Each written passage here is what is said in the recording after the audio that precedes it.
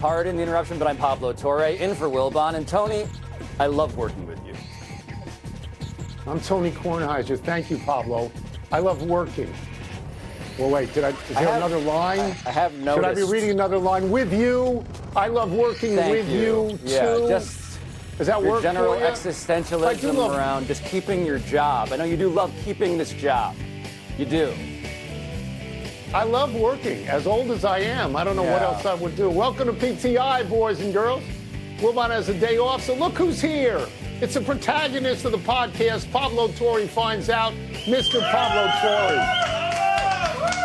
Big round of applause. And we begin today with Cleveland's Max Strus hitting a 59-foot shot at the buzzer last night to beat Dallas. Last night as well, Boston won its 9th straight game, beating Philadelphia. Miami won its 5th straight game, beating Portland, and Milwaukee won its 3rd straight game, beating Charlotte. So, Pablo, Strus had the showcase moment, but which Eastern team had the most significant win last night? I think it's his old team, Tony. I think the Miami Heat, Max Strus' former employer, had the most significant win. And I say this because, yes, I work with all of these Miami Heat propagandists now lately, but I also have watched enough of this team this season to know that it's the same old story as the propaganda likes to suggest. They play arguably the best defense in the NBA, and they're gonna be there at the end because they know how to make something out of what seems like very little. And look, when they're losing, I thought 5, 7 in a row or whatever it is, and then they go on to win 9 of 11, I have the feeling that I had watching them in the playoffs last year, which is they're going to be there far longer than we expect. And they have these guys, Jaime Jaquez Jr., this guy, Tony, they all said, he's going to be a guy playing 30-plus minutes a night. He's actually doing that. Bam Adebayo, Jimmy Butler. The Miami Heat feel like the team that we should be afraid of, even though it's only, almost March. I'm going to keep riding Max Strus today instead, because not only did he launch that thing from another time zone, but I believe I'm correct in this. He made 5 threes in the last 3 minutes and 47 seconds. And at one point, he made 4 threes in a span of 67 seconds. And I wondered, did it occur to Jason Kidd to call timeout and say, does anybody here want to consider guarding this guy? And I think Cleveland had the most significant win because they beat a pretty good team, a team with a winning record.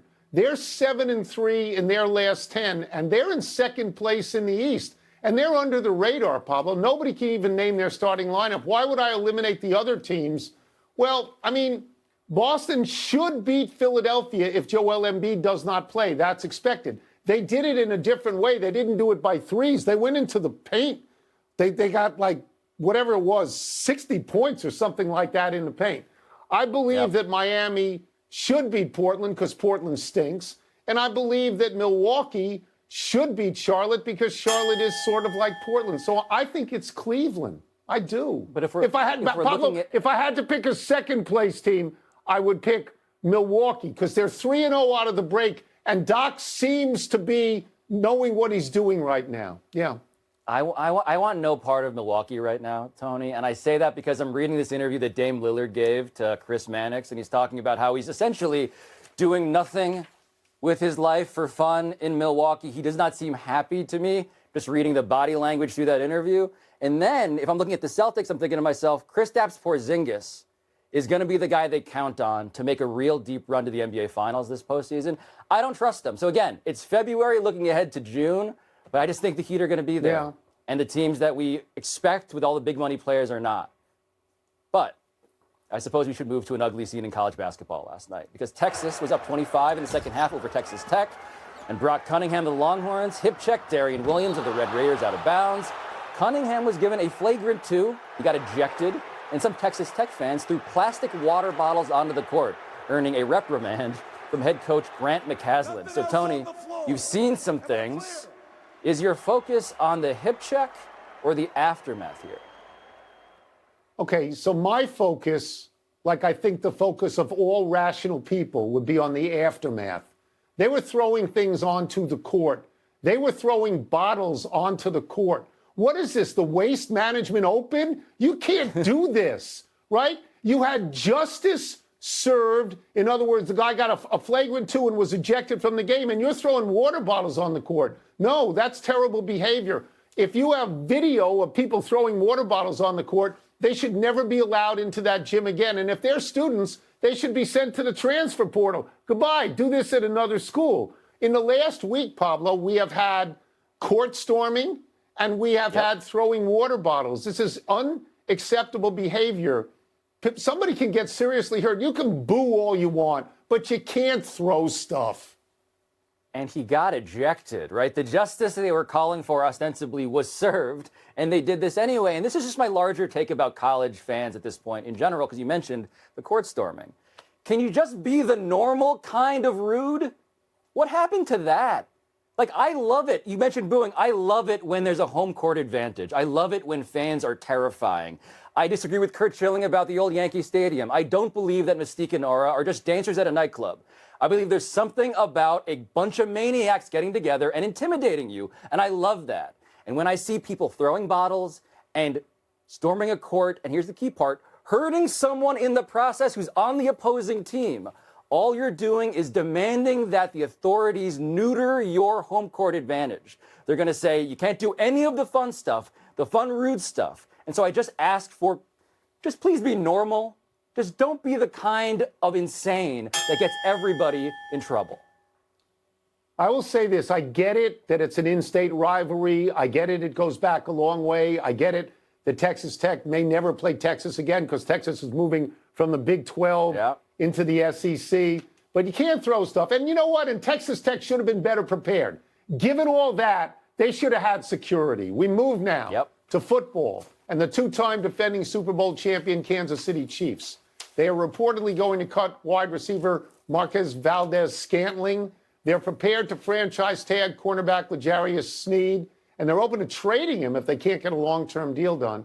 And looming over all of this is how to keep Chris Jones. So, Pablo, what needs to be the Chiefs' priority as they look to three-peat?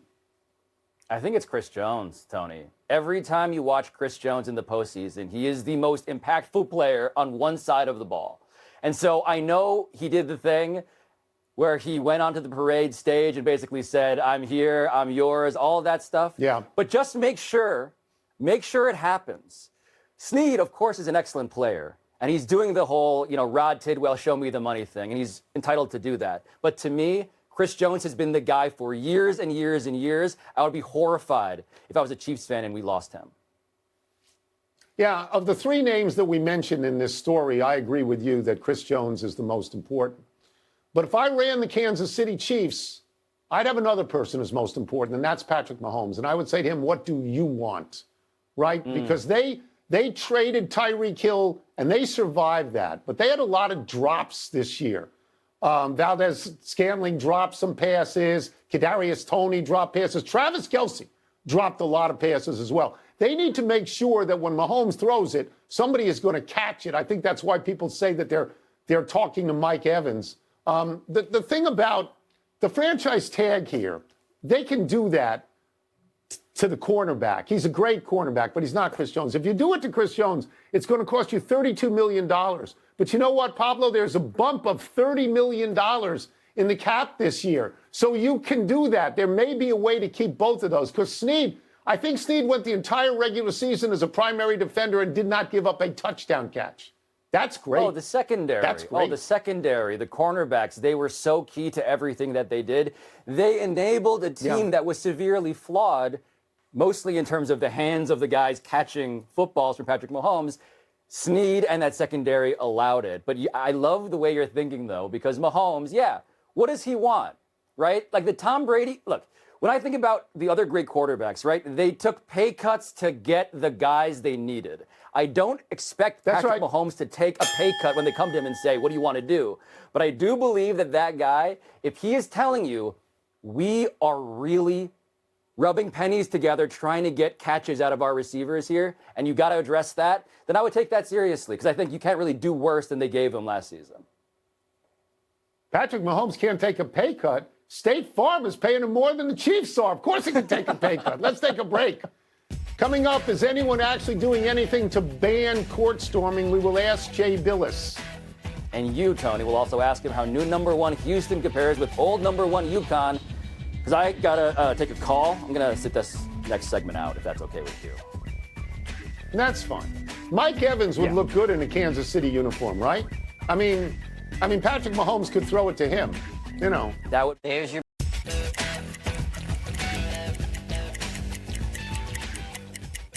We're giving Pablo a breather in this segment, but March is less than 31 hours away, making it a perfect time to welcome back our great friend, ESPN college basketball analyst Jay Bilas.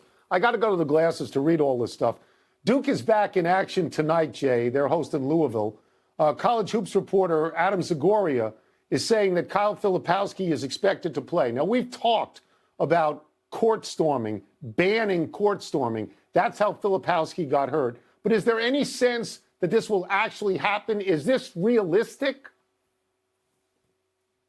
No, I don't think it's going to happen. I didn't think it was ever going to happen. But when there was discussion of whether it should, if you think player safety and the safety of the coaches and the officials after the game is the highest priority, then you should do something about it. A lot of these leagues have rules against it, but the truth is it's encouraged, and they like the visual. They think it shows passion. They use it in marketing and recruiting and all that.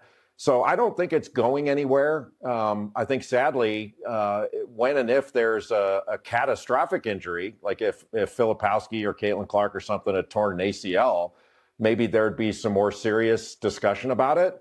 But I think the fans believe it's an entitlement, and so I don't think it's going anywhere. Yeah, sadly, I share that particular opinion with you. Top-rated Houston, the new top-rated team, Houston, beat Cincinnati by 8 last night. How does the Houston team compare with the team that was just #1, a team I know you like a lot, UConn? Tony, I think Houston is a great team. They're the best defensive team in the country. They wind up winning their games because they force a lot of turnovers, they get a lot of steals, they block a lot of shots, and they're an outstanding offensive rebounding team.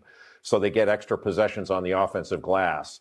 I wouldn't call them a great offensive team. They don't shoot it particularly well. They've got guys that can make shots. L.J. Cryer, Emmanuel Sharp, those guys can get hot and make a lot of shots, but there are other games where they don't. I think UConn is the best team, but I think Houston, along with Arizona and Purdue, are on the top tier of teams. They're the legit #1 seeds, and I don't think that's going to change. It could. One of them could drop out off that one line. But those are the 4 best teams. I just happen to think that UConn is the best team. Let me go to a team that has been #1 very often over the last 10 to 15 years, and that's Kentucky. They got a shot last night from a freshman, Reed Sheppard, the game winner against Mississippi State. That was 2 of his 32 points. They're loaded. They're loaded every single year. How does Sheppard's game stand out among all the talent that's around him on Kentucky? Reed Sheppard, just a freshman, and he's Jeff Sheppard's son, who won a national championship at Kentucky in the late 90s. He's a complete player, and he's among the very few truly complete players in the country. He leads the SEC in steals. He's the best three-point shooter in the league. He shoots like 51% from 3, and he makes quite a few of them. He's 3rd in the league in assists. He's legit, and he's worked himself into being a first-round NBA draft pick whenever he goes into the league. Kentucky is a great offensive team. They can score with anybody and fantastic in transition. Their problems have come on the defensive end where they're spotty. Some games they play really good defense, and other games they get lit up pretty good. But their scoring is so efficient that they can just outscore people, and outscore meaning, how you would out-rebound people. They can just score so many points. They score 85, 90 points just falling out of bed. So I think they're worthy of a Final Four. They can do that. But if they run into a team that can really guard and it's going to give them a hard time where they're tough to guard, they can get clipped in the Sweet 16 as well.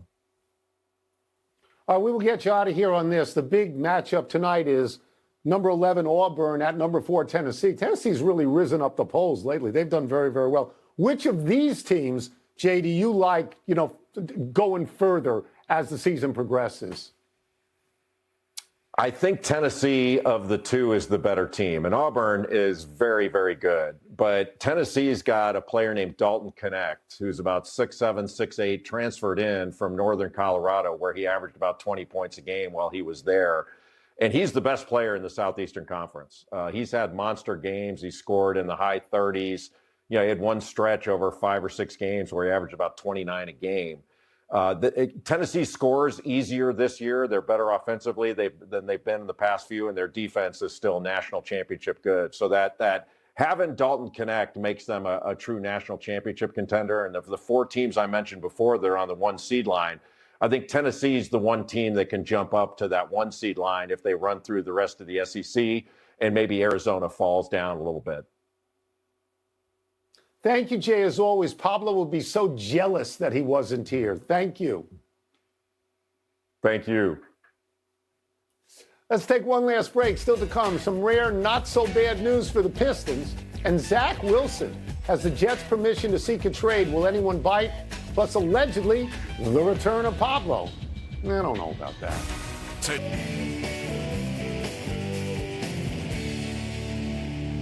Happy time, people. Happy 25th birthday, Luka Doncic. Wow, he's only 25? It feels like he's been in the NBA for 10 years already. At the moment, Doncic is leading the NBA in points per game, 34.5. He's third in assists per game, 9.6. So he's personally accounting for almost 55 points a game. I know he seemed foolish in the All-Star game, jacking up a shot from the opposite foul line and missing a dunk. But this season, Doncic and Kyrie Irving are producing victories. They're 1.5 games out of 5th in the West, and they're 7-3 in their last 10. Doncic has 10 triple-doubles. He's shooting 49% from the field.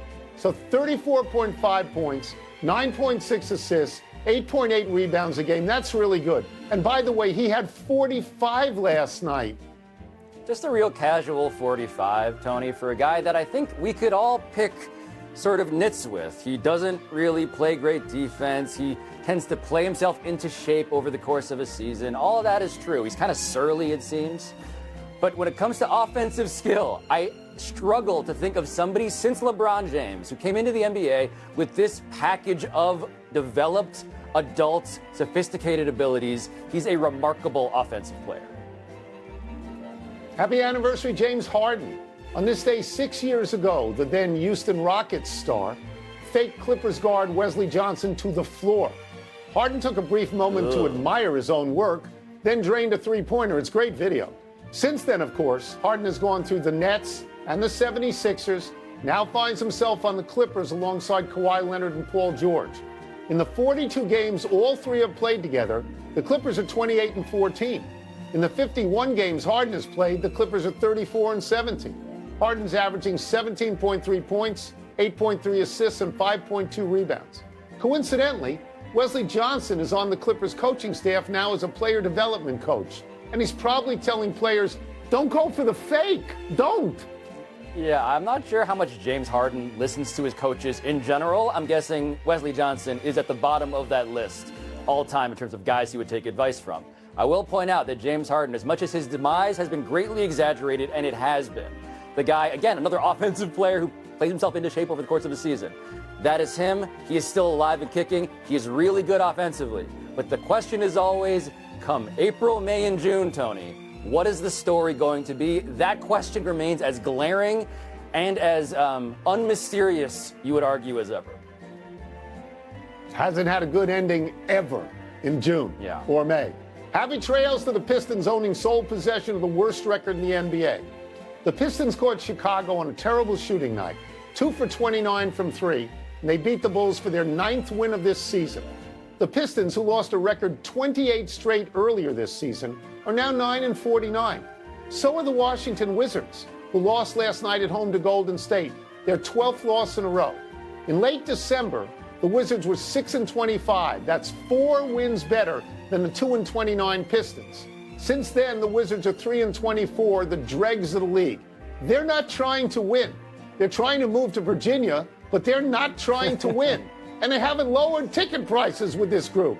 For those keeping track, Jordan Poole shot 5 of 17 last night, had 6 turnovers in his first game against his former sparring partner, Draymond Green. you know, I consider myself something of an expert of bad NBA teams. I'm the process Sixers guy and all that. But I'm mostly curious, Tony, if you were a columnist right now covering the Wizards, what would you be saying at this moment?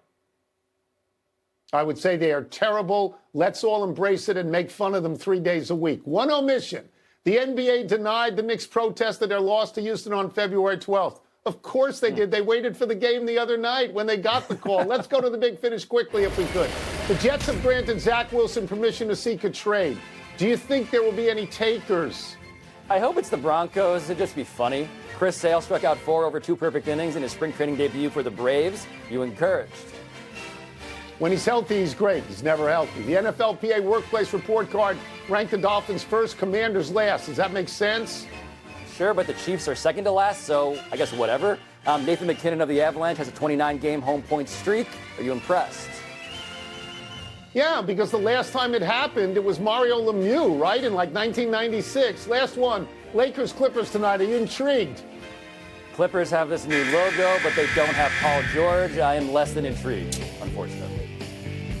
We are out of time. We will try and do better the next time. I'm Tony Kornheiser. And I'm Pablo Torre, not wearing a tie today. Thank you for watching anyway. Pablo Torre Finds Out is the show, but for now, your Sports Center. So I've got the big sign for you, Pablo. Oh, there it I got is. your Pablo Yes. sign. Production value. I thought you did very well today. You did very well. Oh, your sign's I'll take better. it. Right by Justin Fields. I am not, Tony, because look, I always think there's an asterisk around promises like this, which aren't really promises. It's basically like, we'll do right by you, ... unless we get an offer that we think is amazing. So all of this love is conditional, but if Justin Fields wants to start somewhere, there are options available. Atlanta, he went to Georgia, he's from the area. The Falcons might be an actual suitable, logical trade partner. So I believe it to that extent, but in terms of like some superseding covenant he's made towards his quarterback, who, by the way, might well get replaced by Caleb Williams or anyone else, buyer beware. I have a grain of salt that I take with this whole promise. Yeah, he started at Georgia, then he transferred to Ohio State, but everybody says he would be happy going to Atlanta. Look, do I think Ryan Poles will do right by him? I think he would like to, unless his interests conflict with Justin Fields' interest, because he's being paid by the Chicago Bears to fix the Chicago Bears. And if he determines that Justin Fields can't do that, he just can't, to make Justin Fields happy, he can't say, I'll tell you by tonight. It doesn't work that way. He has to listen to offers. If he decides he's getting rid of this guy, he's got to listen to offers. He's got to make it right for the Bears first. So while I appreciate the fact that he's saying he wants to make it right with Justin Fields, I think the odds are that he won't. Right? I think we both agree that the odds are his self-interest won't allow that to happen. Yes, Tony. If the Jets make an offer and they say, look, we really want a backup to Aaron Rodgers and Justin Fields looks like a roll of the dice that we'd like and we'll give you X, Y, and Z, then I feel like Ryan Poles is going to take a long look at that offer and he'd rather be proven to be a guy who didn't live up to his word as opposed to a guy who got fired because he didn't have the backup quarterback, in the arrangement that he wanted. The only way, Pablo, the only way that he can automatically do right by Justin Fields is to stand up and declare, Justin Fields is our quarterback.